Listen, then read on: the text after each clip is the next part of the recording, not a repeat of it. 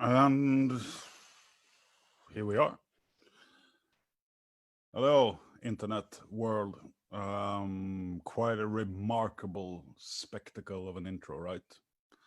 Well, it is because it's nature and it's thunder. And those of you who are a bit acquainted with my band, NETHERBIRD, you would know that we use as one of the symbols, of course, have the logo, but we also have the R rune, which represents severe thunder and rain, which happens to be the 99th meteorological symbol for those inclined of nerding down into stuff. I am one of those people.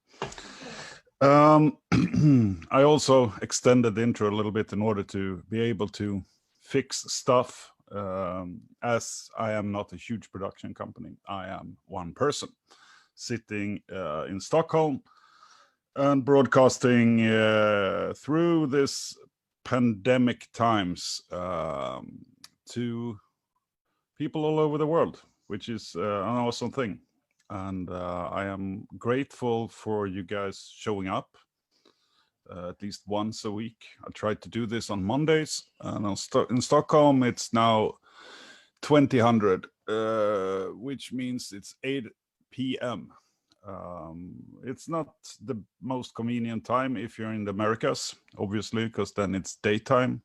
It sort of sucks if you're in Australia. Of course, you're still busy fighting whatever critter is trying to kill you currently, so most Australians are awake of that reason, but some have passed out this time. But that is also why these streams are available also afterwards, both on Facebook and on the NETHERBIRD channel on YouTube, where I gather stuff. And I've been fortunate enough to have had a number of guests these last few weeks. So it's a growing number of talks that I've had with different people, friends, acquaintances who do stuff that I find to be remarkable within extreme metal, but also in other areas. So I will try to keep this going because it's a way for me to vent, because I'm a sort of an extroverted person, and I don't like the isolation, and I don't like the fact that I cannot interact the way I normally do with people around me, and I cannot obviously perform with any of my bands live, which of course it's in the greater perspective of things, it's not a huge problem. It's but for me it's a little bit of it presents boredom. So in order to cope with boredom, I connect to the internet and I invite you guys over, and here we are. There is a chat, and I will say hello, and you guys feel free to respond there. Today I'm using Zoom as the carrier of this broadcast, and I do that in order to be able to have my guest on, who is residing on the other side of the world. And I think Zoom is the best tool to be able to connect us with fairly decent sound and video. But he said that the Wi-Fi is not super stable, so, but I mean, we'll see what happens. We'll do the best of it. And this is not obviously any huge or ambitious production. Rather, it's just me, a person just like any of you who have an interest in extreme art forms, extreme metal. In my case, it tends to be mostly death, black, doom metal, but I do like whatever has a hint or a huge splash of darkness in it. And I'm having a brew just to keep my radio voice smooth and convincing. And you're of course invited. In Sweden, when we salute, We don't say salute, we say skål. You might have heard that. That's so skål to you guys. And thanks for joining in. The guest normally joins about 20:30, so 20 minutes or so from now.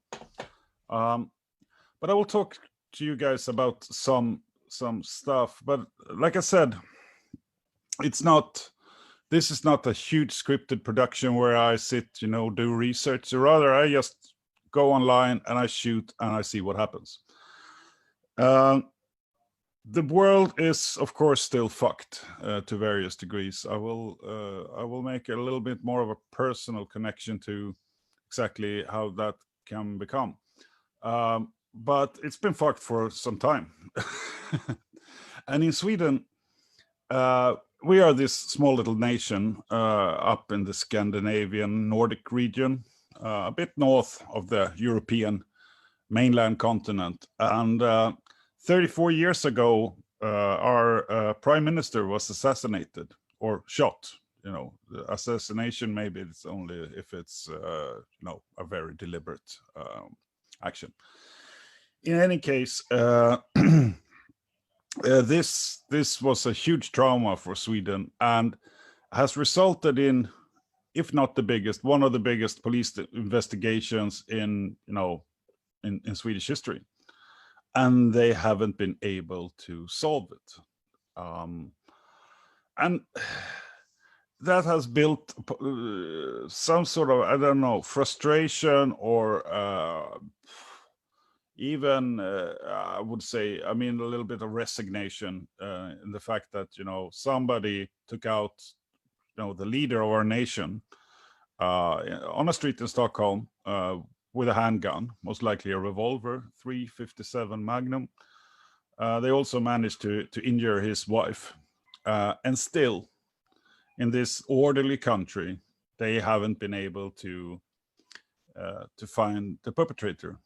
And it's not fun for the police, but it's not so fun for people living in this nation either.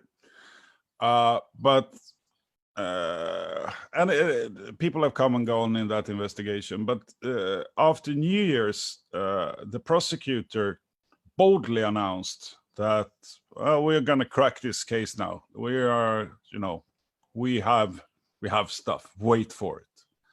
And we waited for it. And this week, last week, they called a press conference and they presented nothing.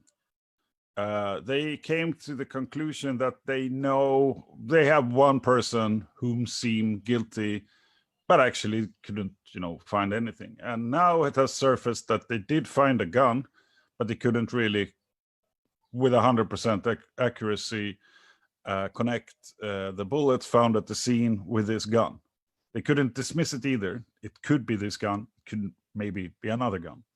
DNA, I suppose, same thing. They couldn't really tie it. So they accused the person and then they said, well, this person is no longer alive. We just leave it here. Needless to say, that was not really the grand showdown that everybody hoped for. But then again, that is how it goes. But for me, I was 11 when this happened, and I still remember the days after the assassination, and the fact that it felt like Sweden was no longer this secure, nice and dandy place that it used to be. And I've given up on the fact that, so much time has passed, and even if they could find the person, might no longer be alive. So then what's the point?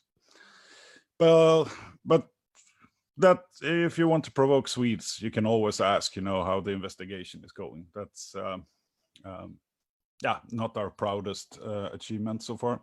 And but now we're supposed to get this, finally, but no, it turned into a nope. So that's that. But I've been sitting here and communicating through the interwires with you all. Some of you have been around, I'm sure, and some are new. A little bit more of you tonight, which is cool. Welcome all. And if you say something in the chat, I will try to pronounce your name. I'll get it wrong, but I will try. I've stopped not trying, so try me. But in any case, the reason why I do this, broadcast streams, I don't even know the name for this, the internet thing that I'm doing, is that it's been a pandemic ongoing. I mean, for the first time in ages, everybody on the planet is facing more or less the same difficulties that, shit. We are pretty defenseless against an invisible threat. But that has, for the entire time, been abstract to me. I mean, I know it. I see the statistics. I hear about people being, affected by this. And Sweden has really not been doing well. We've been unfortunate, or we've been clumsy, or whatever the reason. Sweden is greatly affected compared to some of our neighboring countries, which seems to be the pattern all over the world. Some countries are hit hard, and some not so much. But still, it's been abstract. It's been happening to other people. But now it has actually affected people very close to me. Actually, people that I know. One of them passed just 2 days ago. She was a bit older, and the mother of a close friend of mine. And actually, it was her garage that we used when we started rehearsing with my first band. So I've met her, and I know her, and I really like her, of course. So it became no longer this abstract thing, but very concrete, and it's horrible. This is a horrible disease, and it's certainly very, very real, and it can affect us all. And when it does, it's as traumatic as any other, loss. So it became much more personal. I'm not going to dwell on this too much. It's private matters, both for me and people around me, of course. But I cannot urge you enough to be very careful, to wash your hands, really try to keep social distance. Do not go out and protest stuff if you can find some other way of doing that. And it feels like we have forgot. Because all of a sudden people are crowding streets, demonstrating, and they might do so for good reasons. I'm not challenging the reasons.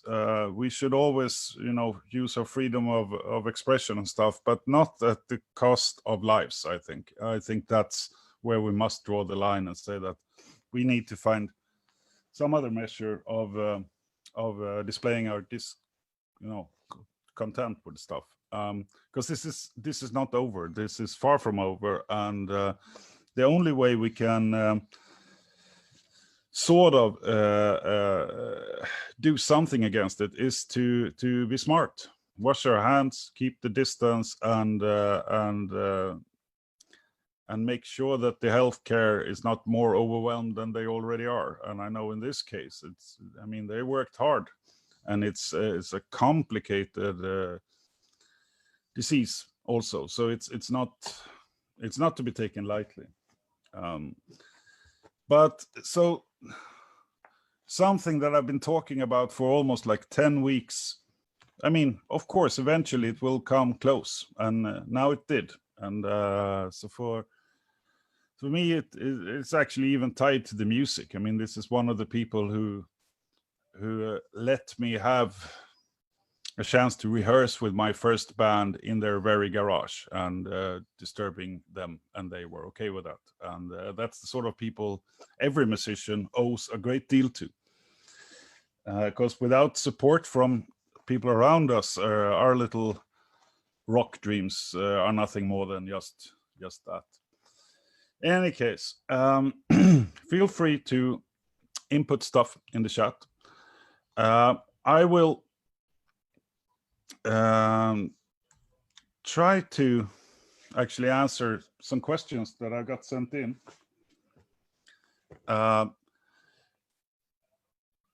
And there my phone died, so that is not so easy for me. Bear with me. I will find this little thing anyway, because I'm a person of great resources. I got it as an inbox thing, and it concerns videos and how we as a band are thinking about videos. And but in order to be able to answer it properly, I need to find it. So stay tuned for just a little bit.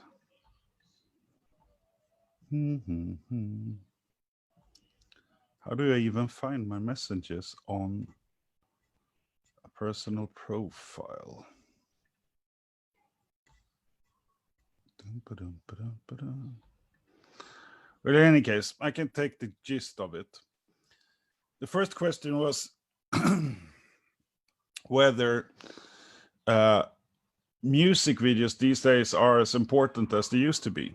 And with my band NETHERBIRD, we've been doing music videos more or less since the inception of the band, which was in 2004. I think we released our first video in 2008.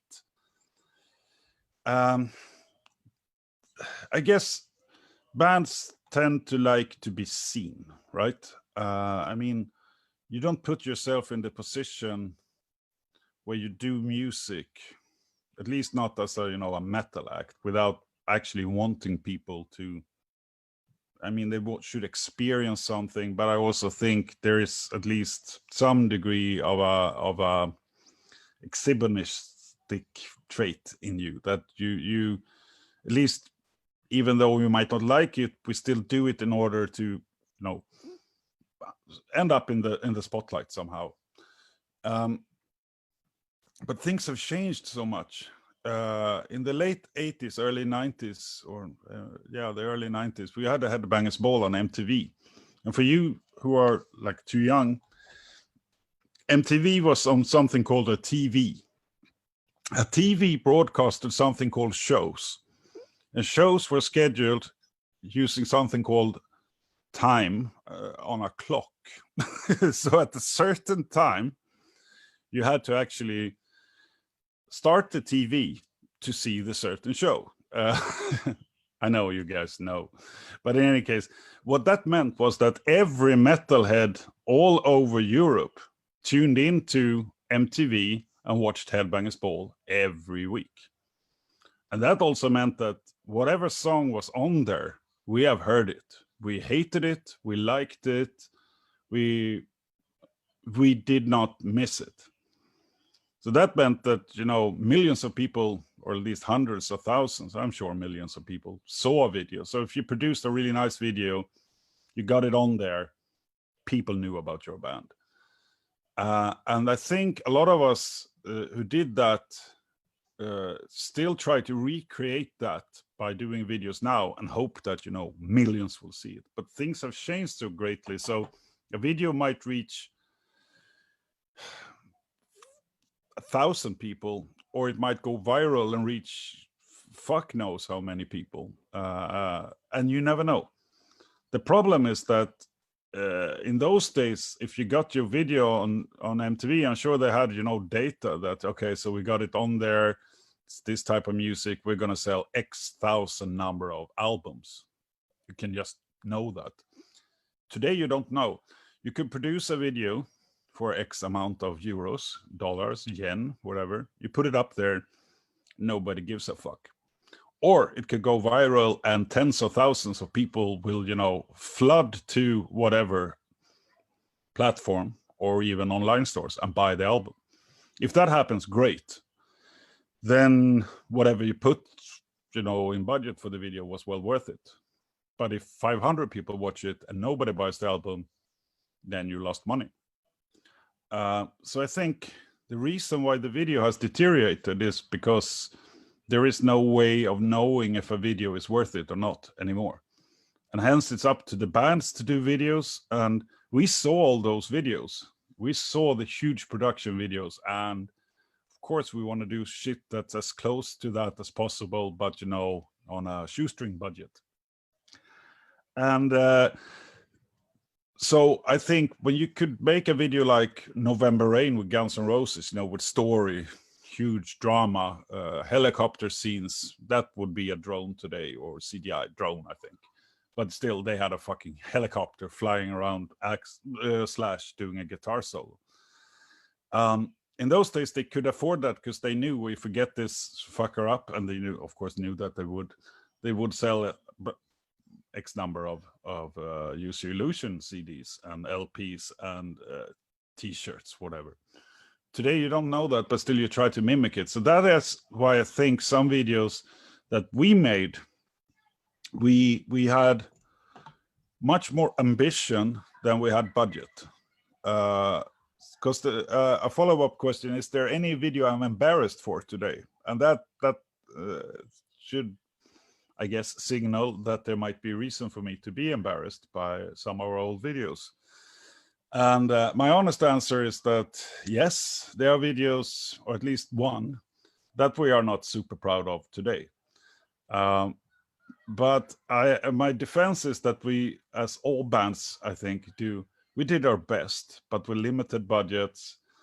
And I like some of the stuff, but I think as soon as you try to convey a story or something, it requires much more than most bands have available.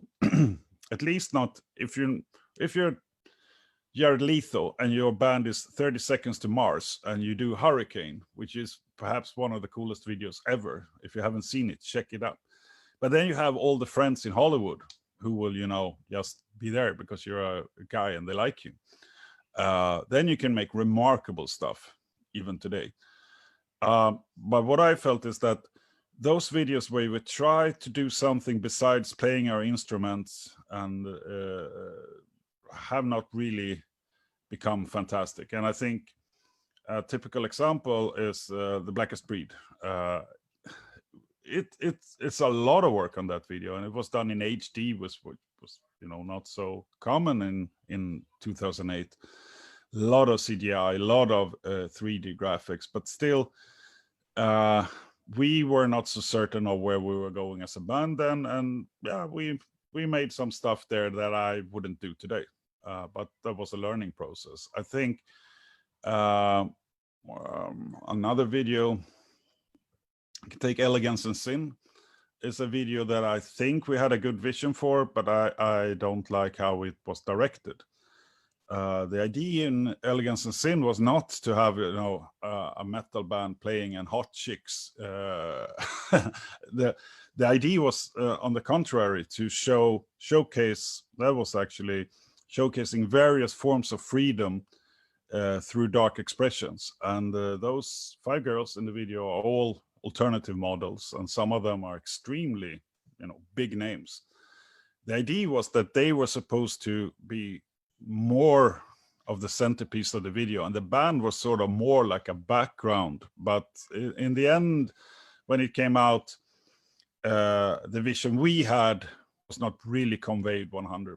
I still think it's decent, but in the end, neither these extremely cool girls who do their stuff, pony girling and whatever, I mean, expressing their own strength through their you know, their liberty and freedom to do whatever, was not really there, and the band was not really 100. So in the end, that ended up okay. I do like Windwards.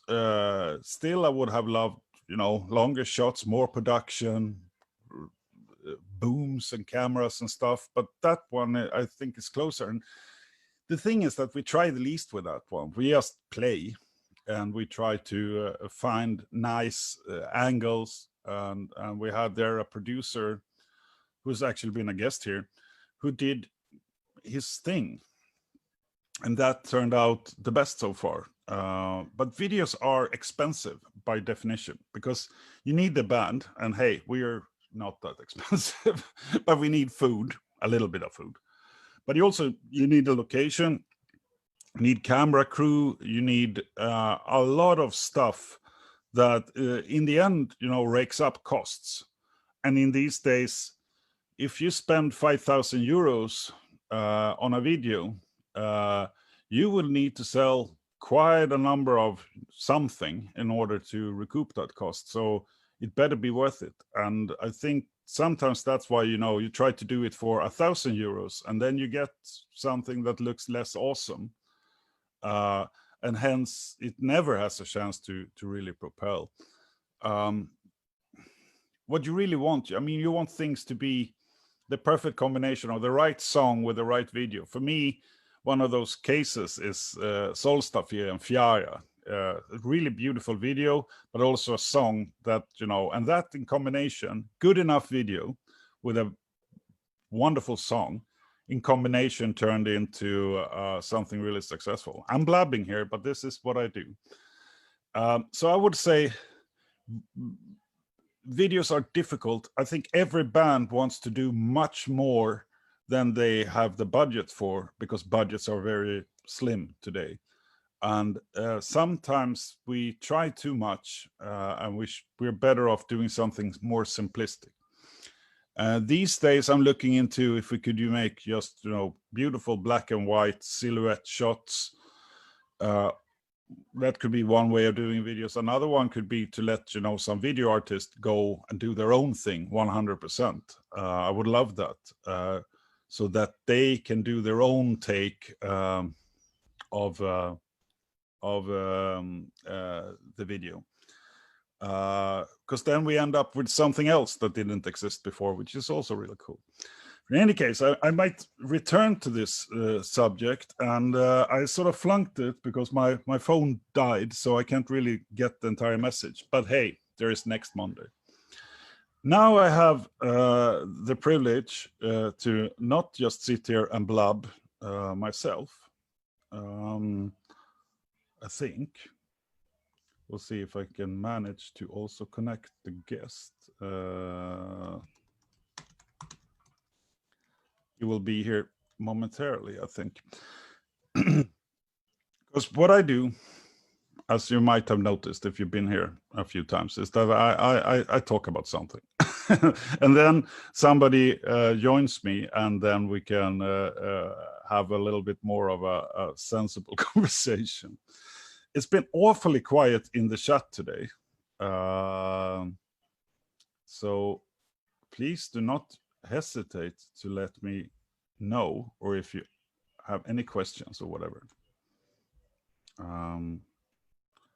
But we will see. Right, so I will be joined by a man of many talents now, and who I haven't met in quite some time. But here he is. Hey, man. Can you hear me? Hello. Hey. Let's see. There we go. I had like a dual, your live stream and this Zoom stream at the same time, so it's a bit messed up. That's messed up. I know. I've been sitting there, and sometimes the guest has also used speakers, and then you also get this lag. No, I picked up my headphones, so yeah. Can you hear me properly? Is it okay? It's okay. There's a little bit of clipping, but I think that's due to the internet connection speed. So not much we can do. No, but the volume is okay. Yeah, definitely. Awesome. So, Andreas, welcome.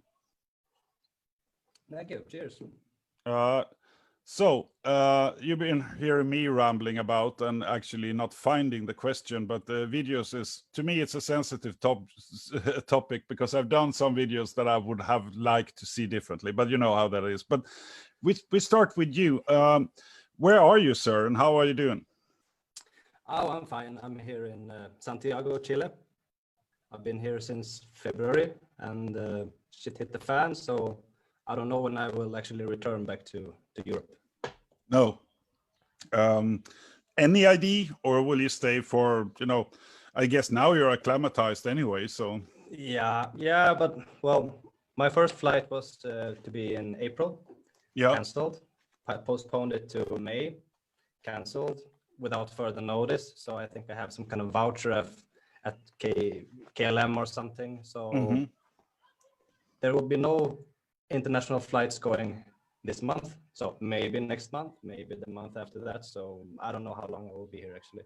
And as long as I don't have shows, because everything is, as you all know, postponed or canceled, or situation is as it is. So I don't know. I have no fucking idea actually. I'll be here until I find something better to do with the time, I guess. Yeah. You are, I think most people know, I mean, they know who you are. If not, they will afterwards. I can tell you how I got, not how I got to know you, but how I got to know your music, because I think it's almost 10 years ago. One of my friends, a German, came to Stockholm. He said, this band Gra, they are remarkable, and we need to check them out. And they play support to Dark Funeral. I was like, yeah, Dark Funeral, yeah, I like it, you know. It's but I mean, and then we went and saw you guys, and it happens seldom to me. It really happens seldom, but it was one of these suspended moments, you know, where it's just the right band doing music, which to me is really, really beautiful, and you just got everything right. So that's how I came across your stuff. And also, of course, that gig turned out to be not so unimportant for your career either. No, that's true. I think that's 6 years ago now. Yeah, it must be at least, right? Yeah. I think 2014, if I'm not mistaken. Time flies. So you're in Dark Funeral, and you're in Gra, or Grå. How do you pronounce it? Depend on who I talk to, I guess.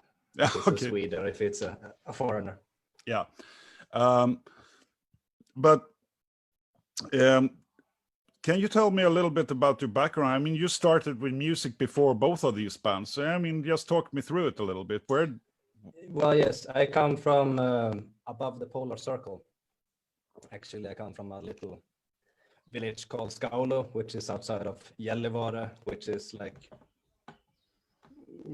you can't go much further, I guess. And incredibly enough, in the mid to early 90s, we had an extreme metal scene up there. And this store, Domus, which later became Konsum, all the Swedes know about this.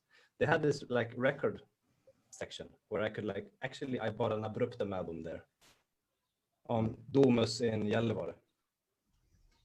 So I guess I was lucky, because sometimes we tried to order stuff from Stockholm or from elsewhere, and you would write in these letters, you know, and send with mail, and hopefully it will arrive, and hopefully they will have what you ordered. So you have order 4 albums, and the reserve is 10, 15 reserves just in case. Yeah. So imagine being a musician in that climate also, you know, an aspiring young teenager. Yeah. Yeah, that's my background really. And I moved down to Stockholm in 2000 something, I don't remember, 5 or 6. I had previously lived in Jönköping also for a couple of years. And I guess when I arrived in Stockholm, that's where things started to happen with Gra and later Dark Funeral also. And I had since 98, I think I had this band called Cursed 13. Yeah. Put to rest 2 years ago. But it was Cursed 666 and then Cursed 13, right? Or Yeah. So I did some background check. And also, now you have to excuse me. I'm really bad with names. I need to get your moniker correctly pronounced, because I only see it in writing, and then of course I know who you are. And it's like when I read Tolkien, I see names and I just recognize the names, but I never pronounce them. Please give me the correct pronunciation. Well, I would introduce myself as Heljarmadr. Yes. Very good. I guess it's weird in the beginning, but after a while, it's like Corthon. It takes a while. Yeah. Of course. And I'm not trying to be disrespectful or anything, because I have my own moniker, and I hear it pronounced in various ways, and whatever, it's fine. It's actually, because Facebook forced me to not use Nephente as my name, so I had it legally changed. So fuck them. So they had to change it back, because I added another name. So that's how I did it.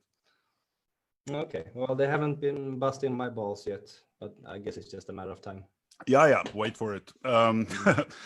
But you started Gran, and with that, I mean, things started to take off. I'd say. I mean, you guys have been fairly successful, right? Yeah, I would think so. We have 3 albums out, numerous videos, as you were talking about. We also make videos as often as we can to accompany releases. We have been touring around Europe quite a bit, doing loads of shows, and we're working on the follow-up album. Yeah. Album number 4. Yeah. Tell me about that album a little bit. I mean, when any lyrical concept for it? No, actually, I don't have one single word yet, but I have material for. I'm the songwriter, so I have the material for 6, 7 songs. And while I'm not in Sweden, so we can't rehearse, I have sent all the files to the guys. So do your homework, and when I get back, we can start rehearsing together. So we'll see. But the major difference, I think, with the next album from the Vasen album is that I have a 7-string now. Yeah, I've seen that. Yeah. How does that feel? It's fun. It is fun, right? Yeah, it is. It is. So I think the riffs are going to be slightly adapted to that kind of stuff. We'll see. Maybe it's a neo metal album, new Korn album or something. Yeah, exactly. I expect nothing less from you, of course. You could do it if you want to. I know that you're pretty fucking capable. So that I am not a guitarist myself, but so I have to ask you, how difficult is it to sort of add another string to your instrument?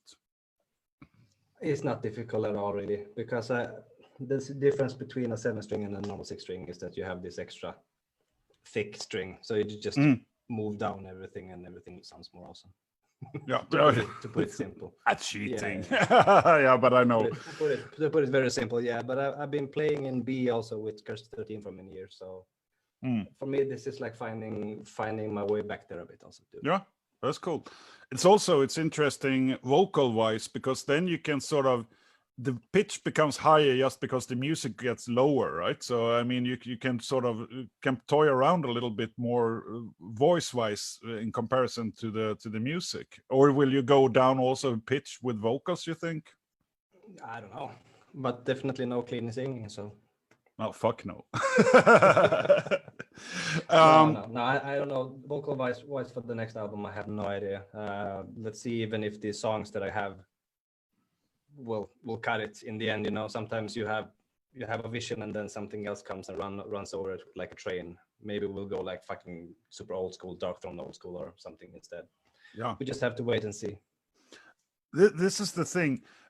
When people ask, you know, about the writing process and stuff, it's like, I don't know how it is for you, but when we write stuff, whatever the album sort of, it comes the way it comes, and you can try to, you know, you can try to steer it a little bit, but in the end that beast lives by itself. So you sort of just got to try to harness it a little bit and then get it recorded, but it's very hard to control the process. It's I would say it's impossible. You can have a skeleton and that's about it. That's all you can do. You can have a basic idea, but apart from that, no, it will become what it will become. And usually the best extra additional ideas comes when you're actually in the recording mode, or even in the mixing mode. Fuck, let's bring the guitar back and do this. Yeah, little tweak or so, and that can change the whole color of the whole fucking album in the end. It can. So yeah, I totally agree with you, and not so surprising, but also sometimes the songs that you didn't like or didn't feel the most for in the beginning are the ones you work the hardest with, and they can become better just because they weren't so good to start with. That's my experience. Yeah, I think you're right in that, because and sometimes they don't even make it to the album, to be honest. And that happens as well. I will pest you with some questions, just because, you know, I'm a curious person. Do it. Actually, which song so far? I mean, you've been involved, of course, writing for DF, for Gra, for Cursed. Domgård also. I mean, you've been involved in the scene for, I mean, 20 plus years. Yeah. Which song is, so far, this is the, my crowning achievement? Fuck, I got it right here.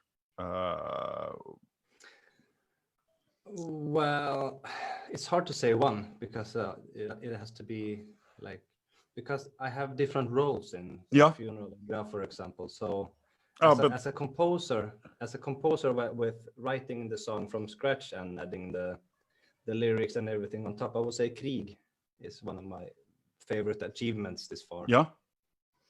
It's on the last album. That is like an awesome combination of the right riffs, the right words, the right meaning, the right context, and the right performance. That too. Yeah, when it comes to Dark Funeral, I would say Nail Into the Cross, because that is exactly lyric-wise what I intended it to be. I wanted it to be so fucking Dark Funeral that's like almost ridiculously, a ridiculous amount of Dark Funeral in a Dark Funeral song. So it's like more Dark Funeral than Dark Funeral itself. And I think it turned out kind of that way. And it's been a really, really popular song also. We do it live almost every show since I started, I think. Yeah, I saw the reactions. I mean, you have those die-hard Dark Funeral fans who have been, I think, thirsty for something, like Open the Gates. And this is sort of, you nail it there with pun intended. But you hit home, and it's something that seems to resonate with the listeners, which is, of course, one of our jobs as musicians is to do something that is, makes sense to people. Of course it is. Yeah, if it makes sense to yourself, it usually will make sense to others as well, I guess. Yeah, you can never fake it. I mean, at least I'm not very good at that, because, I mean, it's the wrong music. People see through it. So, question here that it's a question that's been proposed to me that I should ask people, and I will do that, because this is the type of question I would like to be asked at some point. Did you ever discover new meanings in lines that you've written earlier? I mean, stuff that you wrote when you maybe were younger, and now when you see them, you discovered, fuck, there's something here that I didn't see when I penned them. Or, Well, no, I wouldn't say that. I had this discussion with Grim Wind Kall from Domgård many years ago about writing in layers. And I think I have always been doing that as well. We're talking about lyrics have 3 layers. You have the cosmetic, and then you have the direct meaning of the words, and then you have the sub-meaning. Yeah. So to get those 3 layers aligned in a way that makes sense, for me, I don't think there is so much left to discover after that, because it is so worked through, processed so much. And I don't know where I learned also that you should, like, when you write something, you should throw it away 3 times. Do it 3 times. Then it's good. I don't remember if it's from a movie or something, but I've tried it, and it actually works. The 3rd time is the charm in a way. Yeah. This is awesome. So throw it away. And what you remember from the first is what matters. Yeah, that makes sense. Yeah, because if you throw it away the 3rd time, number 4 would probably be very similar to the number 3. But maybe even a bit overworked. Yeah, because that's it's an interesting answer, really, especially given the fact that you have really invested time into your craft, and I'm not surprised, because I mean, I follow you through your output, and I know you work. I mean, you're quite methodically. I mean, you work this. You don't sit there and down 5 beers and write an album. That's not how you work. You approach this very differently, as we all do in the end, because it's a lot of work to produce music. I mean, it is. Do you ever get like a writer's block, or are you able to sort of be disciplined enough to always get it going, or do you have your ups and downs? Well, my first big writer's block was when Gra was created, actually, because me and Dima, we were trying to finish the Cursed 13 album, Triumph. We couldn't get there. It's like, no, we have this 4 songs, I think we had, nothing new came. So we actually did what you said, got shit-faced, went to a rehearsal place and recorded whatever the fuck we came up with. And that became the first Gra EP. Basically improvised. Yeah, and very, of course, I mean, emotionally, just a flow, I suppose. Exactly. So when that was out, then we could go back to working again on this Cursed 13, because it was nice to do something completely different, the complete opposite. So if you compare those 2 releases, you wouldn't think it's the same guys. And well, now lately, because of this fucking lockdown, we are working on the next Dark Funeral album also. Arman is in Sweden writing riffs, sending to me. I have my little mini studio here. I record vocals with this microphone, send it back to him, and we do this. And it's going a bit slow at the moment, to be honest. I don't know if it's because of all the fucking questions. When's the album gonna be ready? When is it gonna be out? Yeah, those are not helpful. How long is a rope? I mean, it depends. It depends. Yeah, it's done when it's done, right? Impossible. Yeah, but do you think this year or next year, or maybe maybe in 4 years, maybe, you know? Yeah, who knows? Yeah, but all these questions are actually slowing down the process, I would say. Yeah. For me at least, because when the labels are asking, when the booking agents are asking, when, I don't fucking know. No. When it's done, that's the answer. When it's done. Yeah. And when we have a date, we will announce it. Yeah, and it's. I mean, it's not like the fans are gonna lose interest, because I mean that the band is, you know, it's a colossus in these days. So I mean, they will be around and they will pay attention once it's out. Because I mean, yeah, of course, the longer you work with music, I mean, for every year I realize how extremely big the big bands are, like Dark Funeral. I mean, how much effort it takes to get there. In the beginning, you look, oh, okay, they write an album, I can write an album, but that's only one of the things. You got to work so ferociously focused for so many years, and in the end, whatever you guys put out will have a huge. I mean, everybody will hear it, and you don't establish a band like that overnight. You can't do that. It's a process that requires so much time and focus. And I get more and more respect over the fact that people just are able to do it. But how was it? I mean, you come from, you know, crude underground, and I'd say for me, Dark Funeral is still underground, but it's among the biggest. How was that transition? It must have been a bit nerve-wracking, right? Or not? Well, I don't know. Or are you fearless? I didn't have that much fear and anxiety around it, because once I had decided that this is something that I can do and this is something that I can dedicate the time to do, then it was kind of easy. And then from then on, it was like a learning curve to learn all the old songs, to be able to do them live, and then working on the new album that we were doing. We did the single first.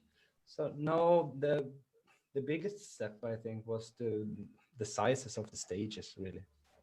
Yeah, I mean, but I mean, after the first song, it doesn't matter if you're in a tiny club, like a bar club, or if you're in Wacken.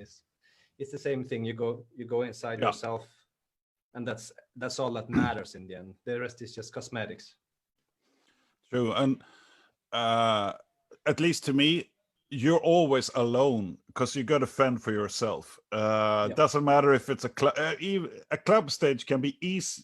In one way, it's easier, but on a bigger stage, I've never been on the hugest stages where you guys play, but I mean, there at least you have good sound, at least, hopefully. But you stages, no, fuck no. Oh, maybe. No. Okay. If you're really lucky, no, but you know, everything is like a gamble. And regarding sound on stage, I mean, these festivals, do you see how long you have to change over? Yeah, okay. Yeah, I admit that. Do you think you get a sound check in that? No, it's a line check. Line check, if you hear something.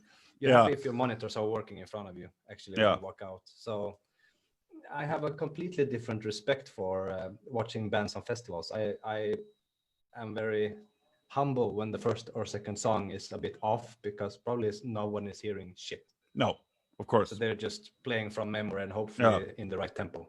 Yeah. Yeah.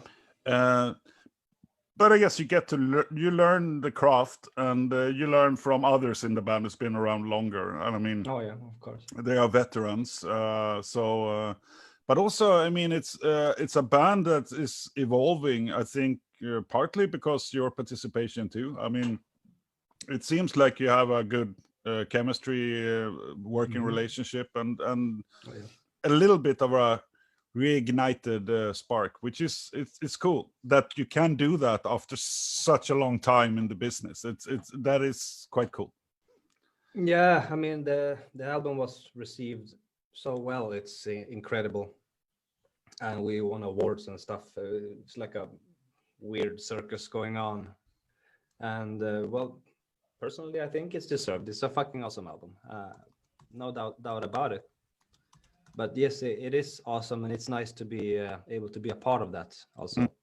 As sliding in late on a fucking banana shell, you know.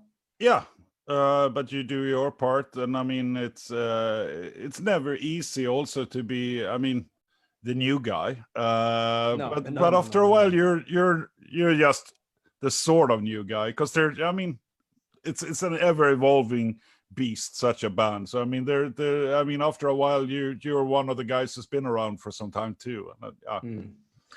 Yeah, I think I will always be the new guy, but I'm fine with that. I don't care. It's not my problem, really. No. I guess, I mean, you're combining, I mean, work with one of the biggest acts, while also sort of getting your creative output fully in your own creation.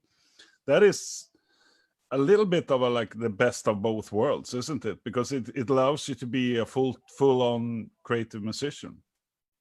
I think so, and I think it's a good thing that the music isn't like not even slightly similar. It's in the same genre, but it's like down here and the other one is there, you know, in the completely different corner of the frame, if you want. Yeah. So yeah, of course, that makes me actually not have to throw anything away because I have ideas. Maybe they're leaning there, or I can make it in different directions. I can use almost everything that I do. If that makes any sense. It makes a lot of sense, because yeah, actually, I mean, to have on my much lower level, I mean, I have a death metal project just to be able to express my Swedish poetry. And I do that because then I never have to throw away a good idea, just like you said. I always have a place to pinpoint it, or I make, you know, a lyric book or whatever. But I mean, it's I think if you would only have to choose one band, then it would be harder, because then you would always find, I mean, as soon as there is a frame around you, that will start to bother you, I guess. Yeah, I think so.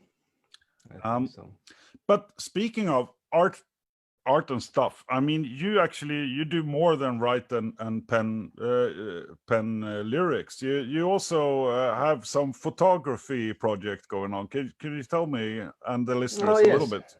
Yes, like late last year, I went on this quest to clean my hard drives.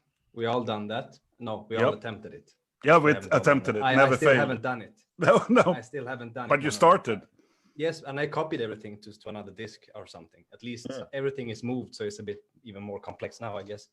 But anyway, I have thousands and thousands and thousands of pictures from trips, from travels, from, I don't know, sometimes I take a photo of weird stuff because it might be a nice texture behind lyrics in a booklet page or whatever. You know, you never know. You're one of those guys. Yeah.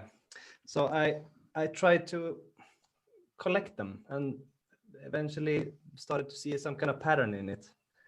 And that resulted in me making a photo book. That is really cool. So, yeah, I don't know if the red thread is completely obvious, but it's shit tons of nice pictures that I've actually taken mostly with cell phones. They are decent these days. Yeah. So that will be out, I think, when I get back to Europe, which is, I don't fucking know right now. So it's been printed and it's been delivered to a friend of mine in Sweden. But as I want to hand number them myself and sign them all, I will, yeah, when I get back to Europe, I will do that, and I will promote this whole thing and put a release date and everything. But right now, I don't know. No, but it's super cool. Thank you for sharing, because I mean, I know how we are. We're always a bit sensitive about, speaking about, stuff that's, hasn't happened yet. But if it's already printed, then I mean, at least a few people now will know that they need to, save a little bit in their piggy bank. And I also need one. I can exchange it for a cup of coffee and some lyric books. It's like a good plan. But yes, I'm doing that, and I want to have it out as soon as possible, because the contextual here in Chile, I don't know if you know, in October there were riots. Yeah, like the whole country was aflame basically, and I have some photos from that era also, which ended up in the book, because it was like now when I was actually doing the book initially. So this book ends where this fucking coronavirus starts basically. So that's why I want to have it now, because it's a contemporary document also. Goes back in history, and it stops like before fucking quarantine basically. So yeah, and that's why I try to mention it as much as possible, because I really want it out. I want it out this yesterday.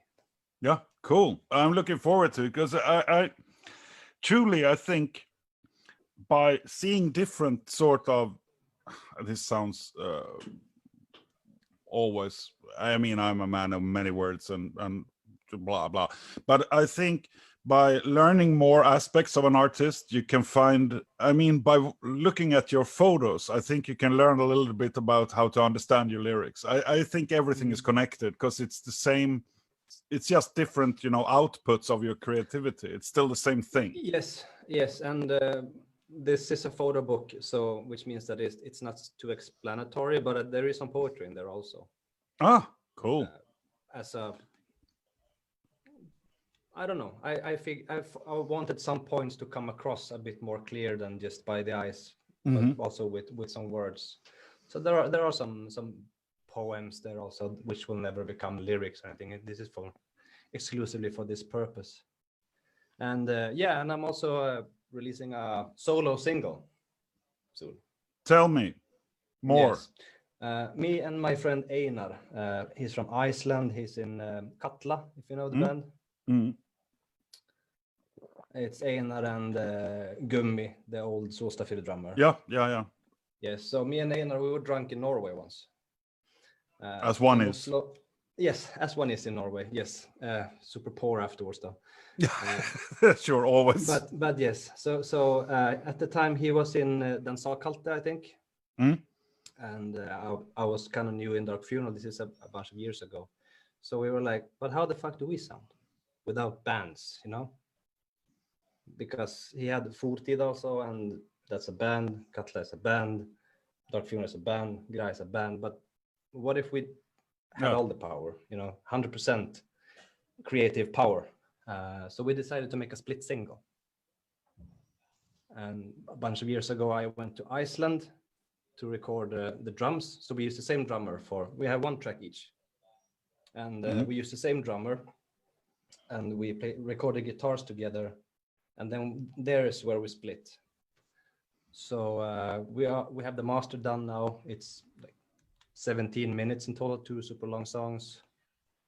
We're doing the layout, and then that will also hopefully be out in September. That's what we hope for. It's going to be like a digipack CD. That's pretty sweet. And I mean, I am intrigued, I have to say, because will it be musically, how will it sound? Will it be another direction for you, or will it be reminiscent of Gra, or? Well, I would like to think, of course, in my own brain, it's like the essence of myself throughout Curse 13, throughout Dark Funeral, throughout everything. So, but I'm playing guitar and singing myself. That's all I do. And then I have an external drummer, an external bass player, a guy playing cello, a bunch of friends making a choir for me. So yeah, but the main core is black metal, I guess, because that's what I do and that's what I know. Yeah. I mean, in it for life. I mean, it is, once you find your expression, I suppose we sort of stick to it. I don't know if I picked this music or if it just is what if it's the only thing I can do. It's the only thing I want to do. I know that. And the rest is just, I don't bother so much with that, but I have never even been close to doing some solo work. So I'm curious, and it's gutsy. It's cool. It is a fun thing, and it's taken years. I mean, I think we started talking about this 5 years ago or something, and now the master is done finally. So it's been mixed and mastered down in Greece. So I'm not even touching any mixing in this either. This is also like an experimental thing for me, not to have anything, any involvement in this. Losing control. How does that feel? The thing is that I think I have more control than ever, because yeah, the drummer is fantastic. Bass player I have is fantastic. I'll reveal all the names as we are starting to unleash more information about this. But it was magical to see some people perform to something that I created. It was a bit surreal. It was a bit surreal.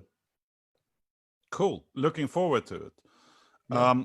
I'm going to round it up, but I have some more questions for you. So, because actually, I think last time we met, I'm not sure, but I think it was on the Monogam open air where I wasn't doing too good at the time. I don't know if you read the Bardo interview, but at some point I will let you know. I was suffering a lot from various stuff, which made me, a little bit shaky and not too sociable.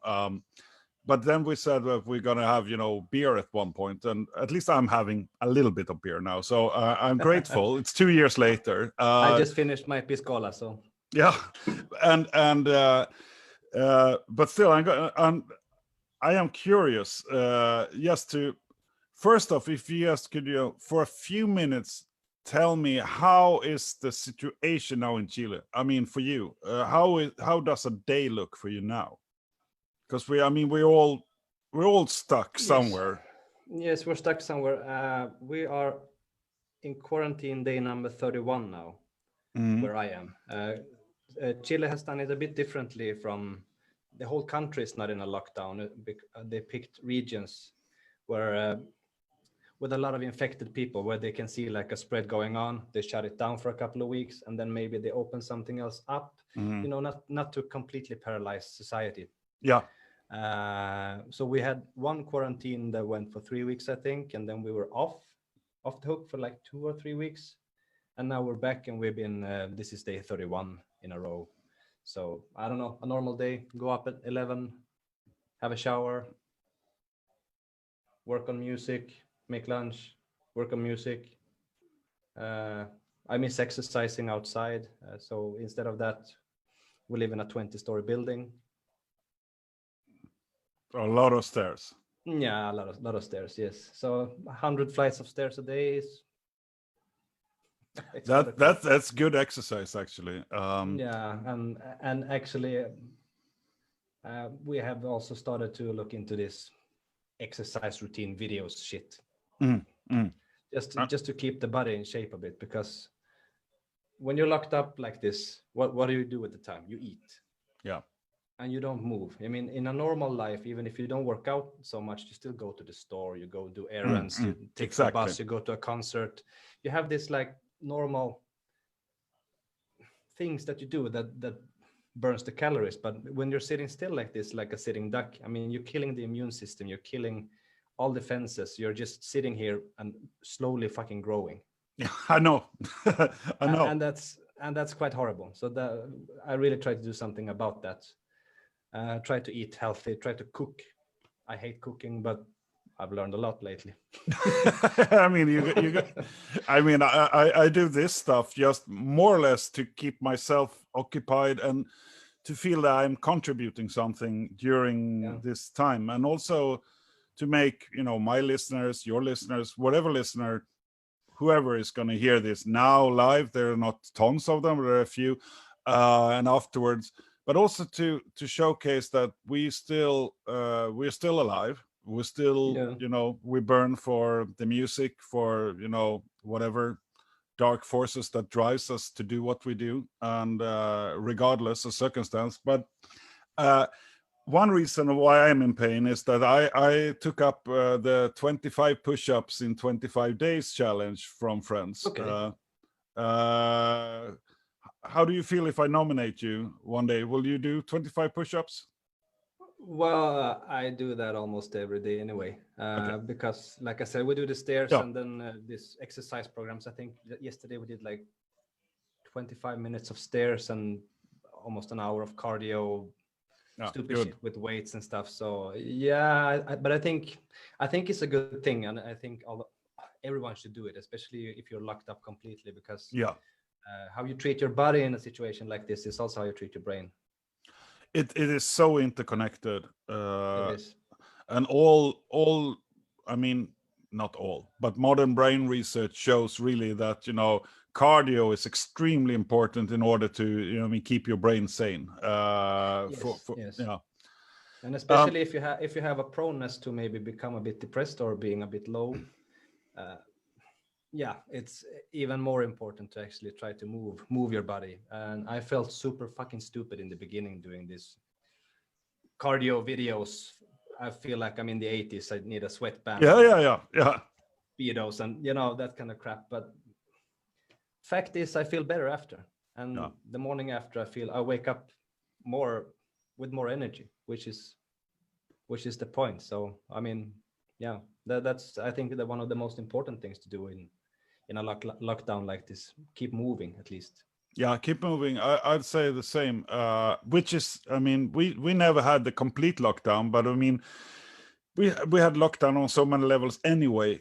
We don't interact the way we used to. I can still go out, but I don't go to the gym for obvious reasons, because I mean, it's like a pest place. So keeping active has been a challenge, and it's okay. I mean, you can be inactive for a week, but when it's 3 months or a year, what will that make to us? And I mean, I'm prone to anxiety, depression, whatever shit. So I need to fight this almost every day. And the physical exercise is the best medication I've found so far. So I think it is. It's helpful with everything else. I mean, I've seen so many people being like, but now I'm in lockdown, I'm gonna write 5 albums, I'm gonna be so fucking creative. And 2 weeks later, they're posting, I hate the government, like it's like zombies. And seriously, me too. So last, was it Friday or Thursday, I decided, no, I'm not gonna read news for a bunch of days. Nothing. I'm not gonna read any internet feeds, nothing. And last night we decided to, let's see what happened. And Chile got a new health minister. Okay. But the thing is that I mean, I've been fighting my condition. I'm doing much better, but it's thanks to, you know, rigorous exercise, rigorous, you know, cognitive behavior therapy rather than medication, whatever.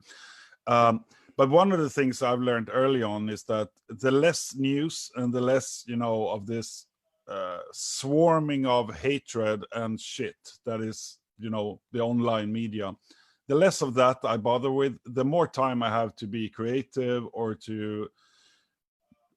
I get my shit out anyway. I don't have to sit and hate on people. I write hateful music. So I get my... whatever boils up inside me, I can get it out anyway. So, that's the thing. When you can't get it out anywhere, it just adds up. And I can understand this being extremely frustrating for people who don't have any hobbies, who don't have any special interests. Maybe their work is their hobby, and they can't go to work. So 8 hours a day, 5 days a week is time that maybe they don't even want. For some people it's awesome, but for a lot of people I can understand it's being horrible. I mean, I have my guitar here, I have my microphone, my computer, I can actually work.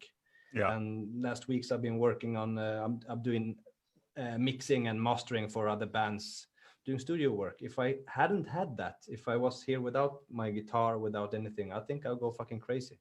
I will start writing stuff on the walls and, you know, and shitting myself.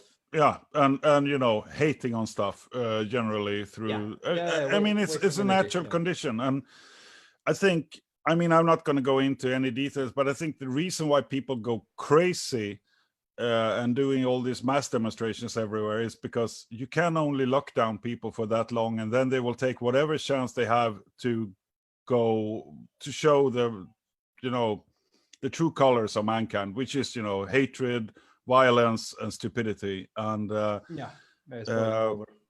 so it's not so surprising. It is disappointing, but it's not so surprising. It's it is, and it's extremely provoking, of course. Also for everyone who is trying to get shit back to normal so we all can go out. It is extreme.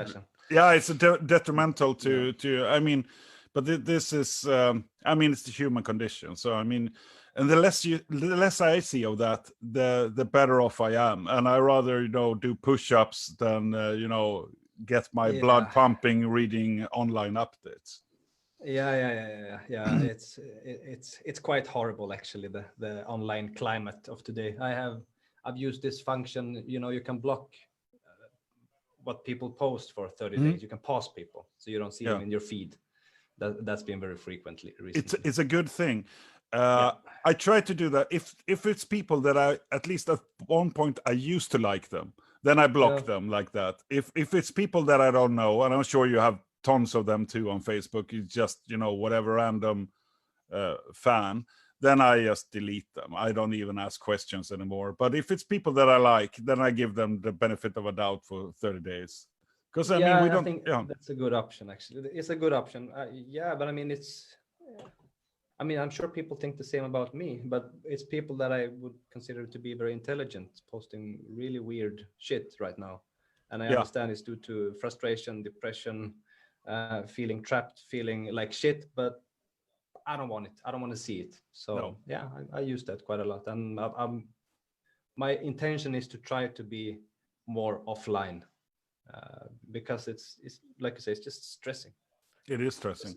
But as long as you can keep the offline time for, you know, making music, making your art projects, it's pretty well invested. Not only for you, but I mean, a lot of people stand to gain something from it. So it's I wonder how many albums will be released next year. It will be a tough year. I think so. But sir, thank you for taking time to join me. I'm going to wrap this up, and I wish you the best in quarantine, and we'll stay in touch. And I hope to meet you for a cup of coffee when you're back in Stockholm. Yeah, well, my next show that I still know that I will have, that is not being postponed or cancelled, is Slaktmånad. In Hultsfred.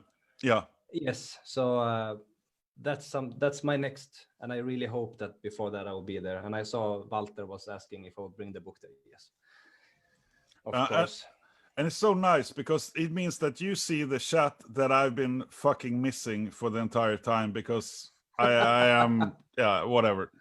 Well, I saw his name; it was highlighted here. So yeah, but yes. Anyway, let's have a beer then.